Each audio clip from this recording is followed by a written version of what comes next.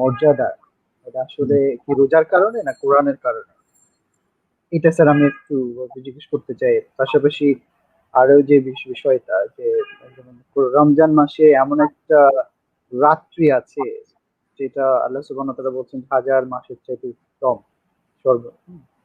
তো এই যে রমাদান মাসের যে শ্রেষ্ঠত্ব বা মর্যাদা এবং হচ্ছে এই যে রাত্রির লাইলাতুল কদরের শ্রেষ্ঠত্ব বা যে মর্যাদা, এইটা কি রোজার কারণে কোরআন নাকি কোরআনের কারণে? একই ভাবে আমার আরো কোশ্চেন হচ্ছে যে মুহাম্মদ সাল্লাল্লাহু আলাইহি ওয়াসাল্লাম সর্বশ্রেষ্ঠ নবী, এটা এটা কেন? এটা কি কোরআন ওনার উপর নাজিল হয়েছে নাকি অন্য কোনো কারণে? আমরা সর্বশ্রেষ্ঠ উম্মাত, এই এই যে রিলেশন গুলি স্যার, এই যে এটা এটা কারণটা কি?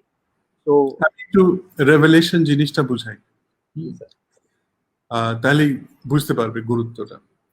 ফর এক্সাম্পল, ধরো একটা পেইন্টিং আছে মোনালিসা, এইটা পেইন্টিং তো আগেও বিভিন্ন ভাবে আলাপ করা হয়েছে, কিন্তু ধরো এখন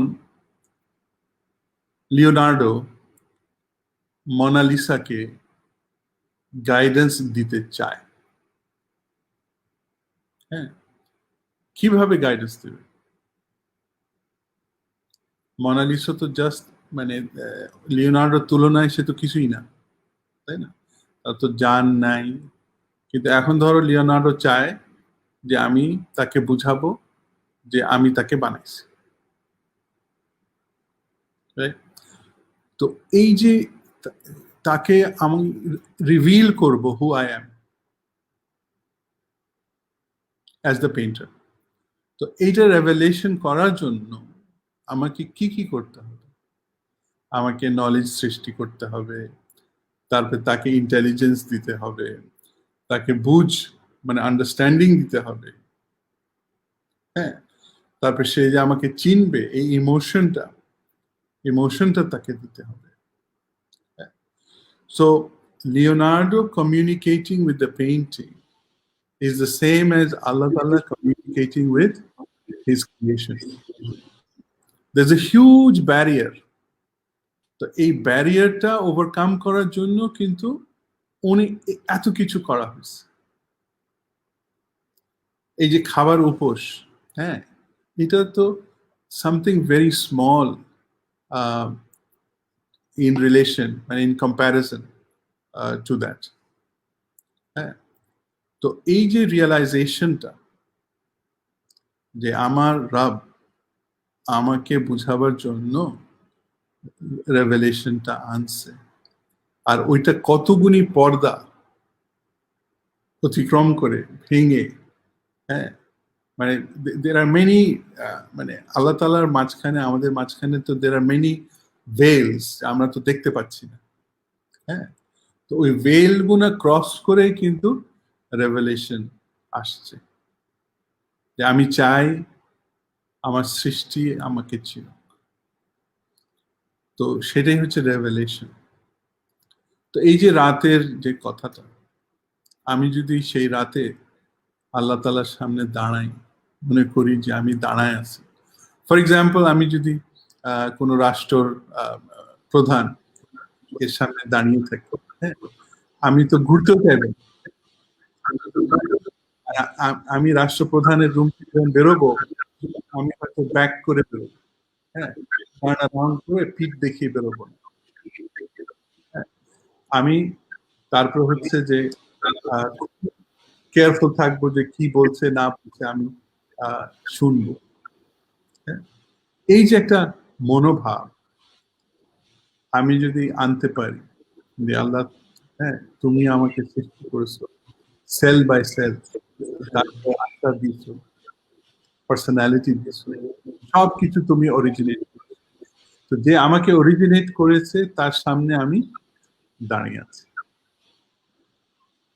হ্যাঁ। তো প্রথম তো হবে, যেমন মোনালিসার কথা বারবার বলি, মোনালিসা যে মুহূর্তে জানতে পারবে যে লিওনার্দো কে, তাকে ফেমাস বানিয়েছে, তাকে মোস্ট এক্সপেন্সিভ পেইন্টিং হিসাবে তাকে বানিয়েছে, লিওনার্দোর প্রতি তার কি আচরণ, কি চিন্তা আসতে পারে, তো সেই মনোভাব, সেই চিন্তা নিয়ে যদি আমি আল্লাহ তাআলার সামনে দাঁড়াতে পারি, হ্যাঁ, এই যে নলেজ আল্লাহ তাআলা দিয়েছেন, that is the purpose of রমাদান।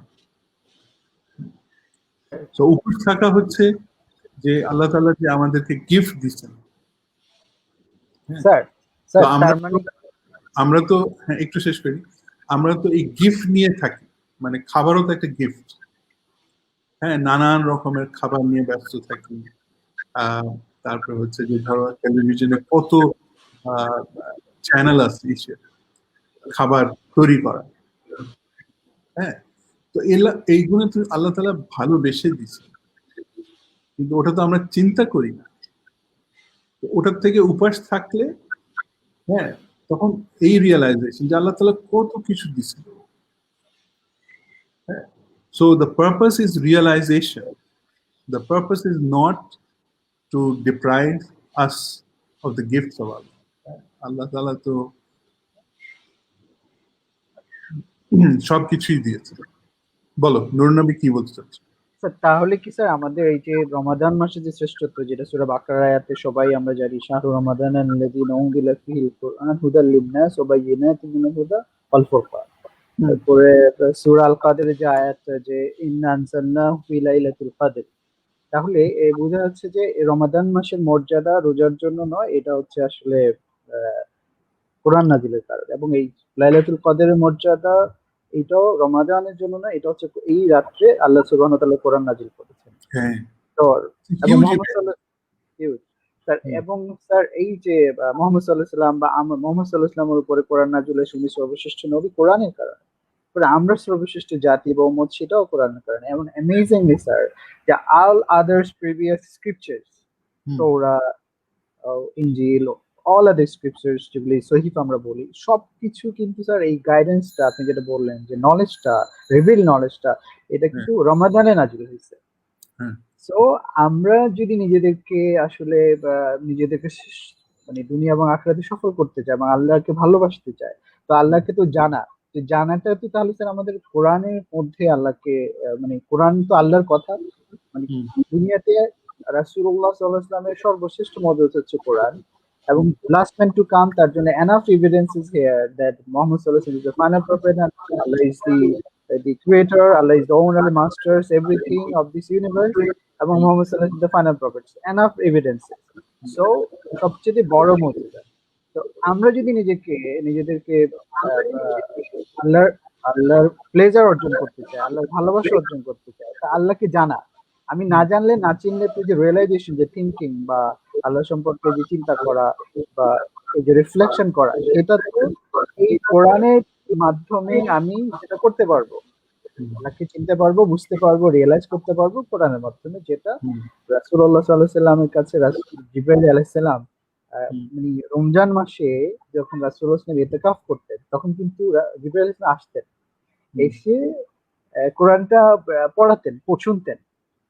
এবং অ্যামেজিংলি ফাইনাল যে যে যে বছরে রাসূলুল্লাহ সাল্লাল্লাহু আলাইহি ওয়াসাল্লাম বিদায় নেবেন, সেই বছরে রাসূলুল্লাহ সাল্লাল্লাহু আলাইহি ওয়াসাল্লাম পুরো 30 দিন উনি ইতিকাফে ছিলেন। আর এর আগের বছরগুলিতে 10 দিন লাইলাতুল কদর তালাশ করার জন্য। বাট লাস্ট যে বিদায় যে বছর, ওই বছরে পুরো মাস মানে 3 টাইমস, 3 বার বা আরো বেশি হতে পারে, আল্লাহ নোজ বেস্ট, যে রিপিট করেছেন, শুনেছেন এবং শুনিয়েছেন। তো তাহলে শ্রেষ্ঠতা এবং জিবরাইল আলাইহিস সালামের মর্যাদাও কিন্তু শ্রেষ্ঠ ফেরেশতা, angel the leader. Why? Because he actually came with the messages. আল্লাহর মেসেঞ্জার ছিলেন, কোরআন এনেছেন, তাওরাত, এই সমস্ত। সো এই কোরআনের সাথে টাচ আসলেই, কোরআনের সাথে যেই কেউ আসবে, যেই কেউ কোরআন বুঝবে, মানবে, সে আসলে মানে শ্রেষ্ঠ মানুষ বা সোনার মানুষে পরিণত হবে। তো আমাদেরকেও এই রমাদান মাসটাকে মানে একদম শুরু থেকে শেষ পর্যন্ত কোরআন নিয়ে রিফ্লেকশন বুঝা, শুধু তেলাওয়াত করা, আপনি যেটা বলেন স্যার, যে মিনিং তালাশ করা, এটার রিজন তালাশ করা, কেন, সলিউশন তালাশ করা, এটা যদি আমরা করতে পারি, আমার কাছে মানে যেটা ক্লিয়ার কাট কোরআনে বা রাসূলের হাদিসে সাল্লাল্লাহু আলাইহি ওয়াসাল্লাম, যে we can achieve the pleasure of Allah সুবহানাহু ওয়া তাআলা।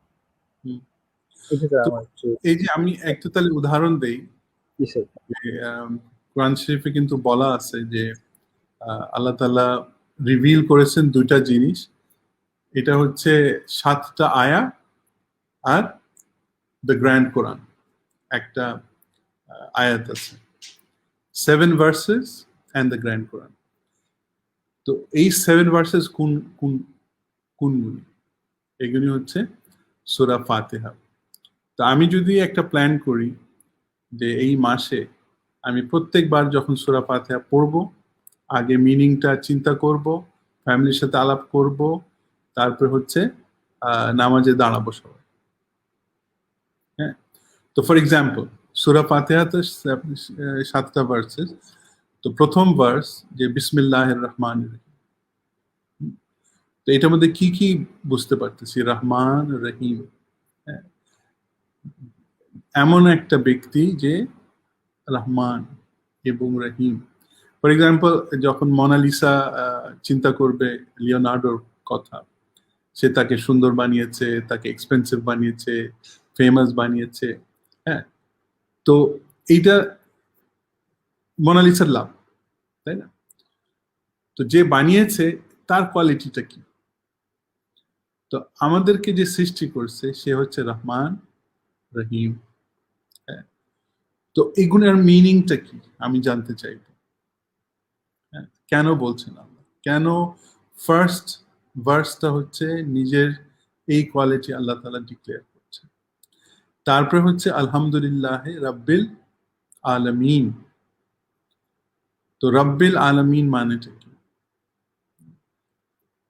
রাব তো আমরা সবাই বুঝি, তো আলামিন, আলাম, আলামিন হচ্ছে প্লুরাল, দুই জগৎ। তো এইটার মিনিং অনেক জায়গায় অনেক কিছু বলা আছে, কিন্তু আল্লাহ তাআলা সূরা 34 ভার্স 1 এটার মিনিংটা ভেঙে দিয়েছে। আল্লাহ তাআলা বলেছেন rab of everything in this world and the rab of hereafter, এই কাল পরকাল এর রাব। তো আমি যদি এটা বুঝতে পারি যে দুটারই রাব, তার মানেটা কি? আমি যদি আল্লাহকে চিনি, আমার তো এই দুনিয়াতে আছি বা পরের দুনিয়াতে আছি, Allah Ta'ala is there for me all the time, হ্যাঁ। তো আলহামদুলিল্লাহ রাব্বিল আলামিন, all praise to Allah who has created two worlds and he is the owner and the malik of both worlds. তো আমার কোনো ভয় থাকা উচিত তাহলে, হ্যাঁ। তারপরে আলহামদুলিল্লাহ রাব্বিল আলামিন আর রহমান রহিম আবার রিপিট করতেছে, একটা ভার্স আগে আর রহমান রহিম আবার, হ্যাঁ। তারপরে হচ্ছে এই যে এরপরে আয়াতটা কি, হ্যাঁ, বিসমিল্লাহির রহমানির রহিম আলহামদুলিল্লাহ রাব্বিল আলামিন আর রহমান রহিম মালিক ইয়াউমিদ্দিন। তো এই দুইটা যে জগৎ, এই কাল পরকাল, তার মাঝখানে আর একটা দিন আছে ইয়াউমুদ্দিন। তো এই দিনটা কেন দিছে? আল্লাহ কি চান? কেন বলতেছেন যে ওই দিনের মালিক? Everything, Allah's mercy, everything depends on Allah and his decision on the day of judgment. তারপরে ইয়াকা নাবুদু ওয়া ইয়াকা নাস্তাইন, তোমার কাছেই চাই সবকিছু, তুমি তুমি সব, হ্যাঁ। তো এটাও তো বোঝার কথা। আমরা তো পৃথিবীতে অনেকের কাছে চাই, এই যে ঘুষ দেওয়া, এটাও তো আরেক মানুষ কাছে চাচ্ছি যে এই মানুষকে ঘুষ না দিলে আমার কাজটা হবে না, হ্যাঁ। তো আমি কি বিশ্বাস করতেছি? That person is all powerful, আর তার হাতে এই ডিসিশনটা আছে, দেয়ারফর আই মাস্ট গিভ ঘুষ। তো ইয়াকা নাবুদু ওয়া ইয়াকা নাস্তাইন কেন বলেছেন? ইহদিনাস সিরাতাল মুস্তাকিম, যে সিরাতাল মুস্তাকিম স্ট্রেট পাথ। এটারও অনেক ব্যাখ্যা আছে, কিন্তু আমি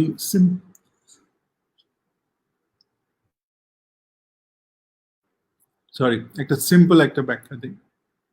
ফর এক্সাম্পল, আমরা যে আল্লাহ তাআলার কাছে মাফ চাই, যে আল্লাহ মাফ করে। তো কার কাছে চাচ্ছি? আল্লাহর কাছে। কিন্তু কার জন্য চাচ্ছি? নিজের জন্য।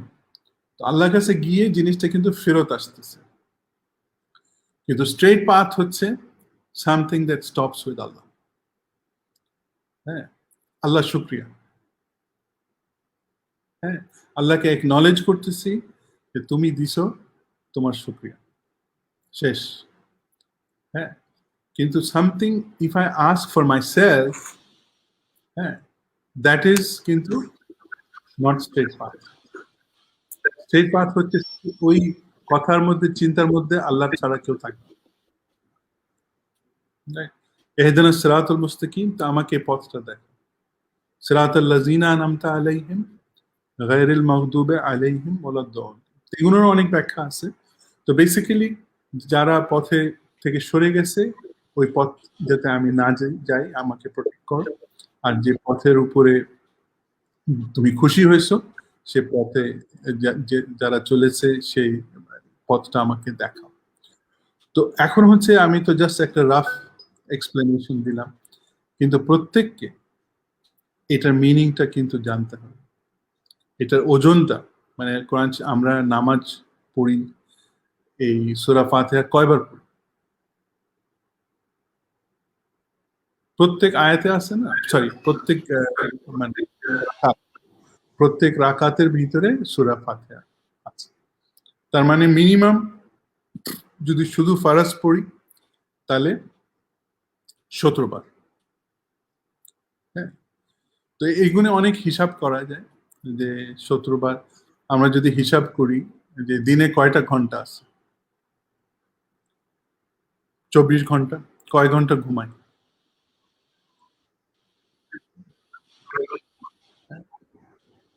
আমরা যদি 24 ঘন্টার থেকে 6-7 মাইনাস করলে কয় ঘন্টা থাকে? 7 ঘন্টা, হ্যাঁ, 17 থাকে।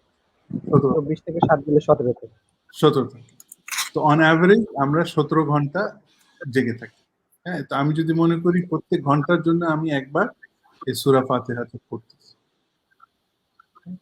তো এইটা কিন্তু খুবই ওজন এই সূরাটা।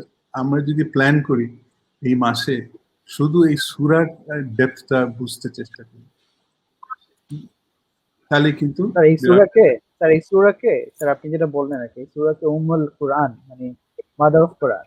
মানে এটা আসলে কেউ যদি রিয়ালাইজ করে, মানে একমাত্র আল্লাহর ইবাদত, ইয়্যাকা না'বুদু ওয়া ইয়্যাকা নাস্তাইন, রব্বুল আলামিন, এনাফ।